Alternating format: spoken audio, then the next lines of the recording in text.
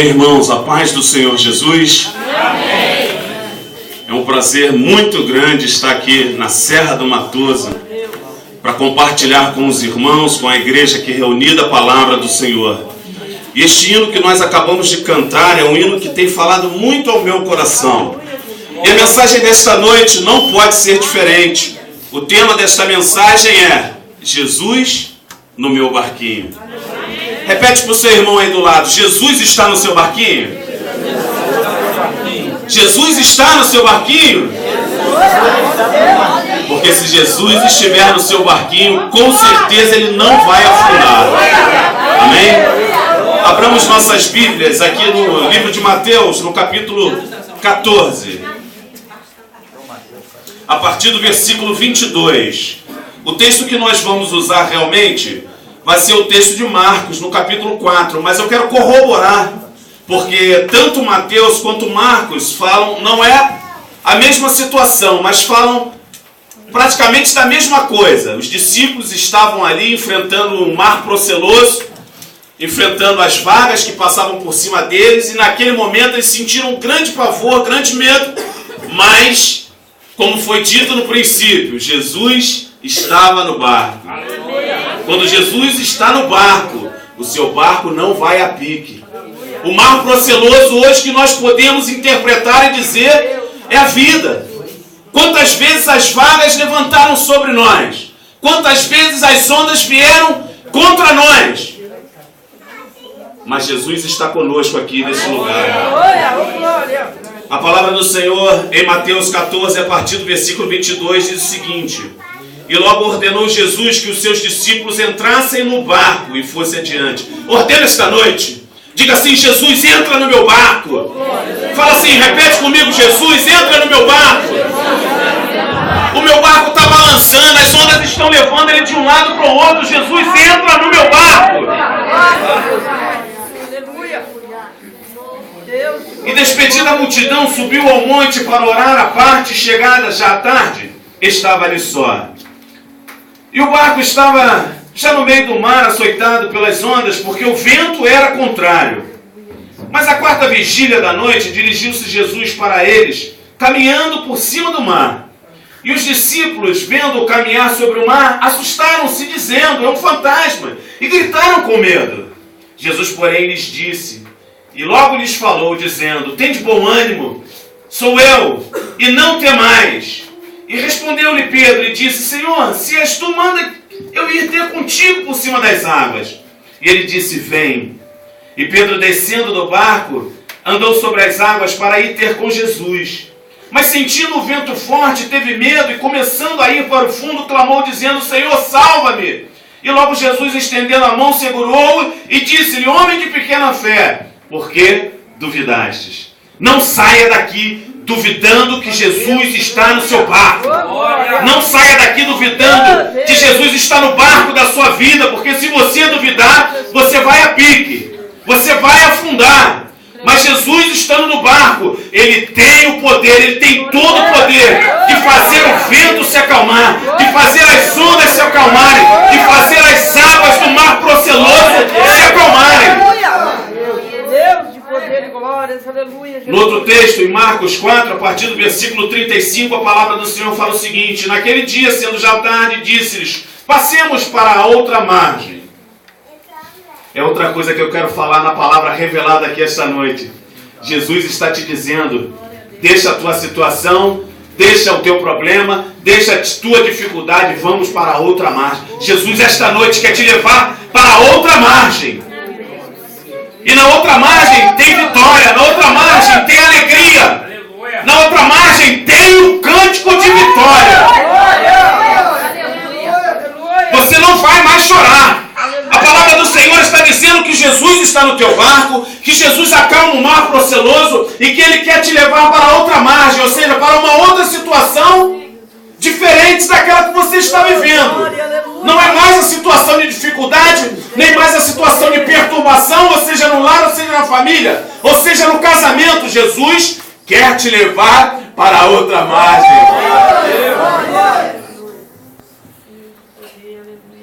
E ele, deixando a multidão, levaram consigo assim como estava no barco, e havia também com ele outros barquinhos.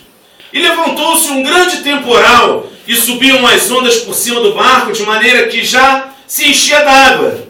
E ele estava na popa, dormindo sobre uma almofada, e despertaram-no, dizendo-lhe: Mestre, não te importa que pereçamos?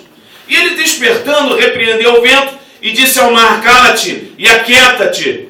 E o vento se aquietou, e houve grande bonança. E disse-lhes: Por que sois tão tímido? Ainda não tendes fé? E sentiram um grande temor, e diziam uns aos outros: Mas quem é este? Que até o vento e o mar lhe obedece. Amém. Aleluia, oh glória. Podeis assentar, irmãos. Quando nós olhamos para esse texto aqui, nós vemos que a tempestade que eles enfrentaram era uma tempestade manifesta no mundo físico. Mas nós também podemos pensar que existem outro tipo de tempestade. Talvez você esteja passando por essa tempestade, uma tempestade espiritual, nas situações que lhe trouxeram grande ansiedade.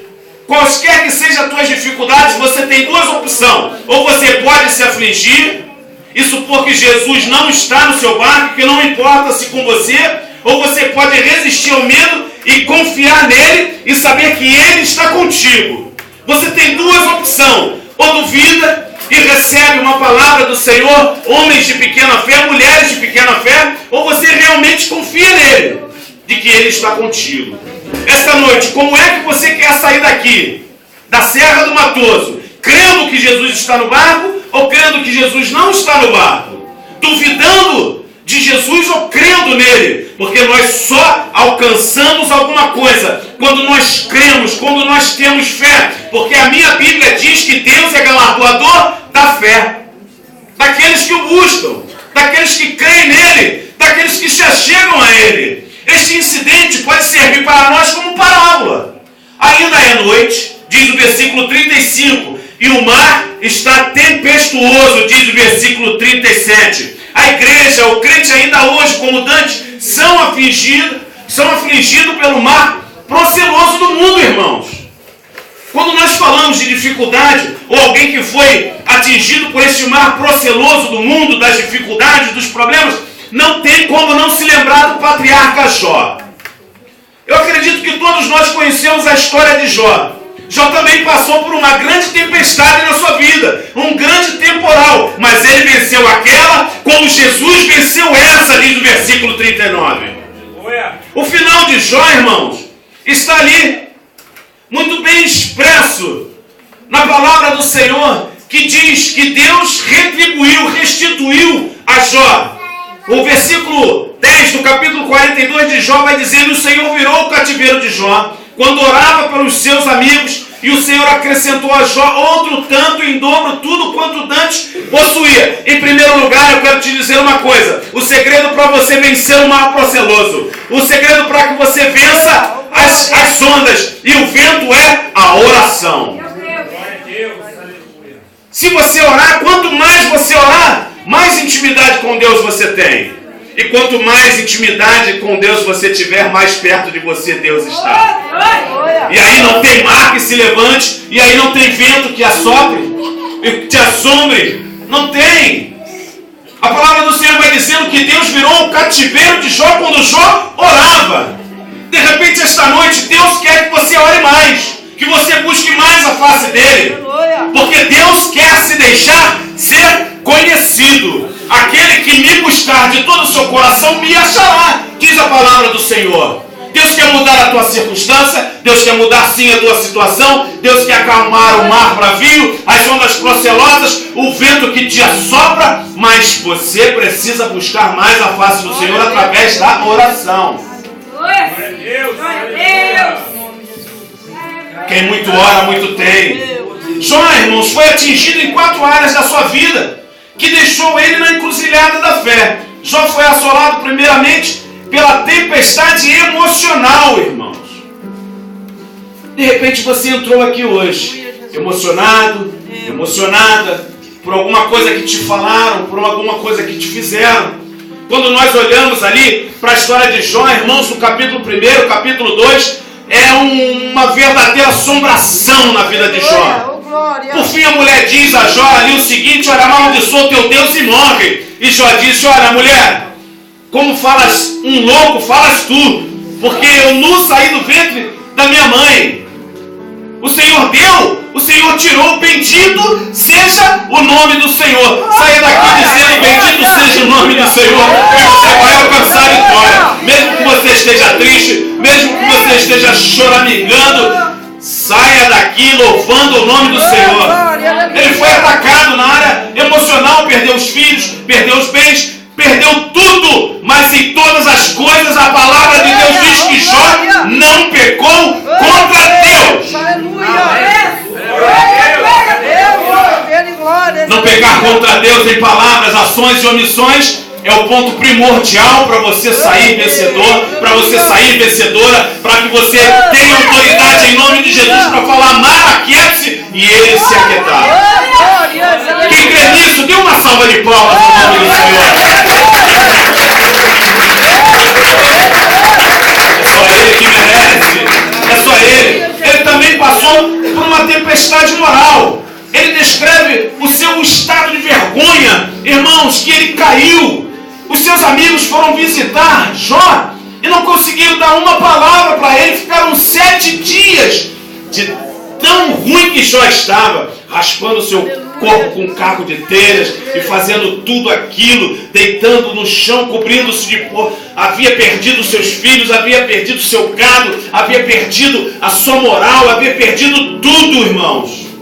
Eu gosto muito do texto de Tiago, irmãos, 5:11, que Tiago diz: eis que temos por bem-aventurado os que sofreram. Então diga para você mesmo: eu sou uma bem-aventurado, eu sou uma bem-aventurada. Mesmo que eu esteja sofrendo, Deus não se esquecerá de mim. A minha Bíblia diz: temos por bem-aventurado os que sofreram. No mundo tereis aflição, mas a minha Bíblia também diz: tendes bom ânimo, porque eu venci o mundo, eu venci o mar, eu venci o vento, eu venci o diabo. As portas do inferno não podem prevalecer. Para isso o Filho de Deus se manifestou, para desfazer as obras do diabo na tua vida, na vida dos teus filhos, na vida da tua família. Para isso Deus se manifestou. Temos por bem-aventurados que sofreram. Ouvistes qual foi a paciência de Jó e o fim que Deus lhe deu? Porque Deus é muito misericordioso e piedoso, muito bondoso, irmãos. Qual foi a paciência de Jó? Talvez seja essa a paciência que esteja faltando para você.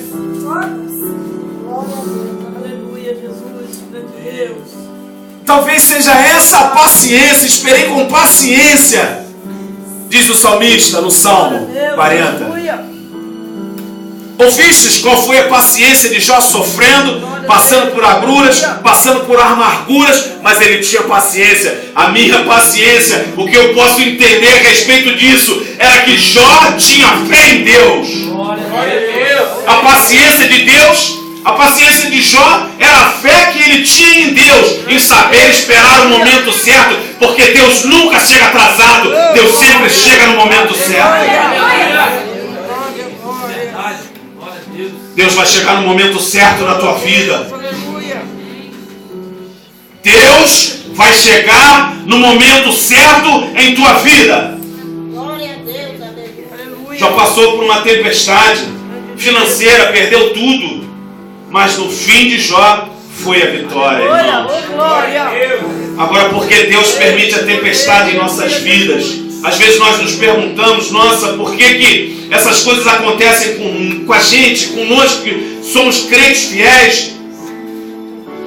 Irmãos, Deus permite a tempestade em nossa vida para que a gente possa reconhecer o poder de Jesus. Diz o versículo 41, e sentiram um grande temor e diziam uns aos outros: mas quem é este que o vento e o mar lhe obedecem? Deus permite a tempestade para que a gente reconheça que o nome de Jesus tem poder. Amém. Aleluia.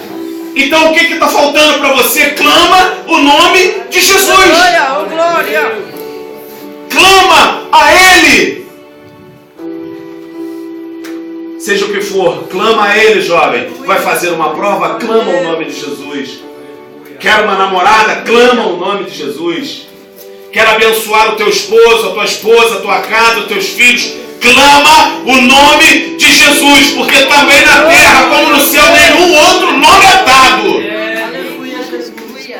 Entre nós, o nome de Jesus, ele permite a tempestade para que a gente reconheça que ele está no barco. Aprendemos aqui uma grande lição a respeito de Jesus, o seu exemplo de tranquilidade e paz, diz o versículo 38. Ele estava na popa, dormindo sobre uma almofada. Irmãos, quando nós voltamos lá atrás naquele texto lá, 14, 28 de Mateus, que nós lemos, nós vemos que de repente Jesus vem andando sobre as águas. E os discípulos se assustaram, pensando que fosse um fantasma. E Pedro disse: Senhor, se és tu mesmo, porque Jesus já havia se identificado, manda que eu vou ter contigo. E Jesus disse: então vem. O texto é bem claro, vai falando que a princípio ele começou bem. Ele começou andando sobre as águas. Ele estava caminhando em direção a Jesus. Ele estava cantando o hino da vitória. Mas quando ele começou a prestar atenção no vento, quando ele começou a prestar atenção no mar, o texto vai dizendo que ele sentiu um grande temor, um pavor. Ele sentiu medo. E aí ele começou a ir para baixo. Jesus aqui é um exemplo de tranquilidade e paz. O vento estava soprando, o mar estava batendo, porque ele cria que no céu existe um Deus que é poderoso, muito mais do que o mar, muito mais do que o vento. Amém. Aleluia. Louvado seja Deus. O que acontece com a gente é a mesma coisa. Jesus é um exemplo de paz, irmãos. Eis que vos dou a paz, João 14, 27, a minha paz vos dou e não vos la dou como o mundo a dá. Porque é então que nós perdemos a paz quando o vento assopra e quando o mar joga suas ondas sobre nós. Quando o problema vem, quando a enfermidade vem, nós perdemos a paz. Por quê? Porque não temos essa paz. Jesus essa noite está te dizendo: confia em mim, tendes paz. Haja o que houver. A Serra do Matoso hoje vai estremecer, porque o Espírito do Senhor está falando aqui neste lugar, e Jesus está ministrando a paz sobre os corações daqueles que estão aqui. Não turbe o vosso coração, diz a palavra do Senhor. Creia em Deus e crede também em mim. João 14. Um exemplo de paz. Enquanto os outros estavam desesperados, Jesus estava descansado. O mundo tem que se desesperar porque não tem Deus, mas você não. Você, a despeito do mar está soprando, do vento está batendo, você tem que ter essa paz, porque Jesus está no teu barco. Você disse essa noite: Jesus está no meu barco. E se Jesus não está no seu barco, convide Ele esta noite para que esteja no teu barco contigo. Convida Ele. O seu cuidado com os discípulos assustados é maravilhoso.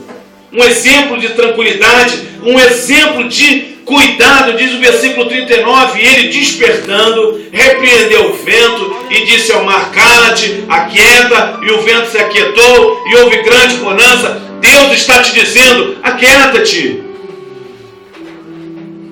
Louvado seja Deus.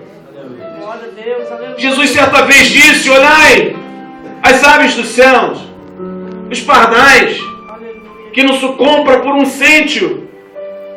Eles não plantam, eles não colhem. Olhai os lírios do campo, não tecem, não fiam, e nem Salomão, na sua maior glória, se vestiu como um deles. Se Deus veste os pássaros, que não se vendem por um cêntimo, se Deus veste a erva do campo, que hoje está frondosa e amanhã seca, muito mais tereis cuidado de vós, homens de pequena fé. Deus tem cuidado de vós. Porque duvida? Pedro estava indo bem, estava andando bem, estava caminhando bem, prestou atenção no vento e no mar, e deixou de mirar o foco em Jesus, que era o único que tem todo o poder. Jesus cuida do pássaro, Jesus cuida da erva do campo e cuida de você também, ainda muito mais essa noite. Esse é o cuidado que Ele tem contigo e comigo. Deus permite a tempestade para que a gente também possa desenvolver a fé, diz o versículo 40. E disse-lhes: por que sois tão tímidos, ainda não tendes fé? Lá em Mateus 14 Ele falou a mesma coisa. Homens de pequena fé.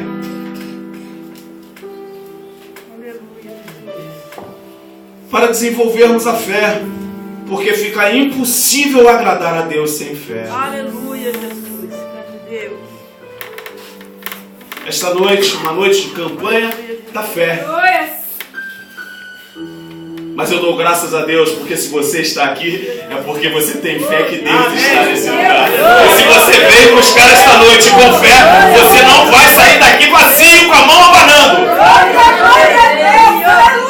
Saia carregando na tua aljava aquilo que você veio buscar. Deus permite a tempestade para que a gente possa desenvolver a fé. Não é porque Deus quer nos maltratar, não é porque Ele quer que Ele sente prazer, porque a minha Bíblia diz que Deus não sente prazer na morte do ímpio, vai sentir prazer no sofrimento do justo. Se você é justo, dê uma glória a Deus, dê uma salva de palmas ao nome do Senhor. Aplauda o Senhor.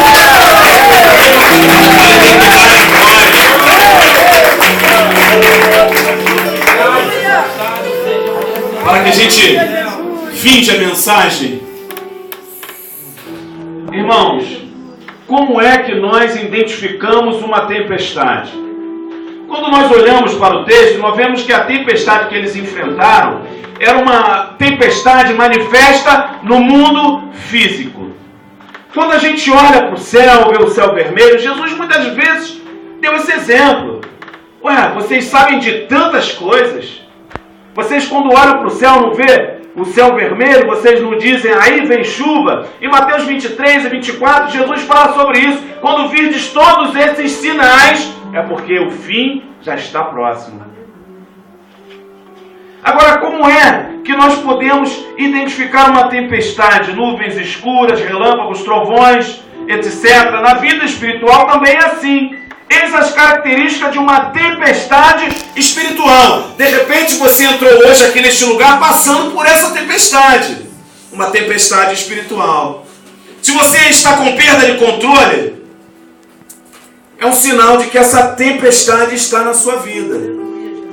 E que você tem que clamar ao nome de Jesus para Ele se levantar no teu barquinho e fazer calmar essa tempestade.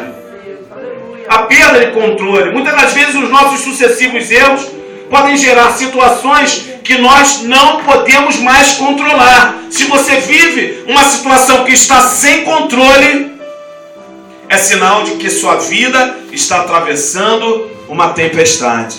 Aleluia, Jesus. E qual é o segredo para isso tudo? É despertar Jesus. E como nós despertamos Jesus? Porque eu costumo dizer, Jesus estava dormindo, estava descansando, porque Ele é o vitorioso, Ele é a própria vitória. Ele estava descansando, Ele estava em paz, mas nós não. Nós precisamos despertar Jesus. Porque se Jesus estiver dormindo no barco, a tempestade vai continuar. Como é que nós acordamos Jesus? Aleluia. Orando. Glória. Os discípulos, desesperados, despertando Ele, diz: ó Senhor, não te importa que pereçamos esta noite. Diga: ó Senhor, não te importa que eu pereça? Não te importa que tripudiem de mim? Não te importa que o vento me assole? Não te importa que as pessoas tenham levantado com o calcanhar contra mim, Senhor? Ore a Deus, abaixe sua cabeça, peça a Ele, porque Ele está no seu barco. Jesus está no seu barquinho. Mas você tem que acordar Ele, você tem que dizer para Ele, através da oração, como é que você está se sentindo. Ele sabe, mas Ele quer ouvir da sua boca. Você pode estar passando por uma tempestade espiritual. Se você tem aquela sensação de derrota, quando essa tempestade, uma tempestade existencial, se abate sobre alguém, a sensação é de estar indo para o fundo, diz o versículo 37. E levantou-se um grande temporal de vento e subiu as ondas por cima do barco, de maneira que já se enchia de água. Como é que está o seu barquinho? Aleluia, Jesus. Grande Deus. Como está o seu barquinho? Você está com essa sensação de derrota? Você está se sentindo mais derrotado do que vitorioso? Mais derrotada do que vitoriosa? Como é que você está se sentindo? Clama a Ele. Devemos clamar como fez o salmista, no Salmo 69, versículo 1 e 2, que diz: livra-me, ó Deus, pois as águas entraram até a minha alma. Atolei-me em um profundo lamaçal, onde se não pode estar de pé. Entrei nas profundezas das águas, aonde as correntes me levam. De repente você está sendo arrastado. De repente você está sendo arrastada por essa sensação de derrota. Mas esta noite, o único que tem o poder de te livrar de todo o mal está te dando a chave da vitória.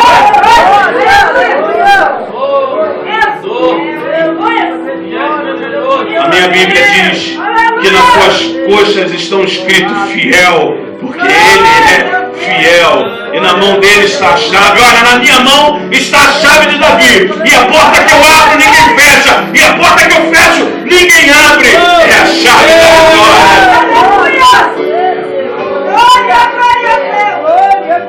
Irmãos, eu estou todo arrepiado, irmão. Eu estou sentindo o poder do Espírito Santo aqui neste lugar. Deus está aqui.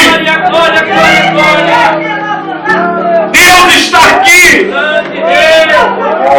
O Espírito Santo de Deus está passeando neste lugar. Eu vejo pessoas chorando aqui neste lugar. O quebrantamento de Deus está aqui neste lugar.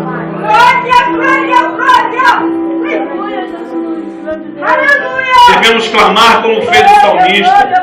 O Divino Mestre estará sempre conosco. Ainda que julguemos, está Ele dormindo, Ele está bem acordado na nossa vida. Ele está acordado na sua vida. Ainda que você julgue que o Mestre esteja dormindo, Ele está acordado. E a qualquer momento Ele vai se levantar de um salto e vai mandar calar o mar. Porque na mão dele está todo o poder. Ele ainda transforma grandes tempestades em bonança. E ainda repreende a nossa incredulidade do versículo 40. Irmãos, a tempestade da vida nos fazem crescer na fé. Aqui em Marcos, os discípulos são chamados de tímidos, diz o versículo 40. Mas já no versículo 41 declaram que Jesus é o Filho de Deus e tem todo o poder sobre a tempestade. E sentiram um grande temor e diziam uns aos outros: mas quem é este que até o vento e o mar lhe obedecem?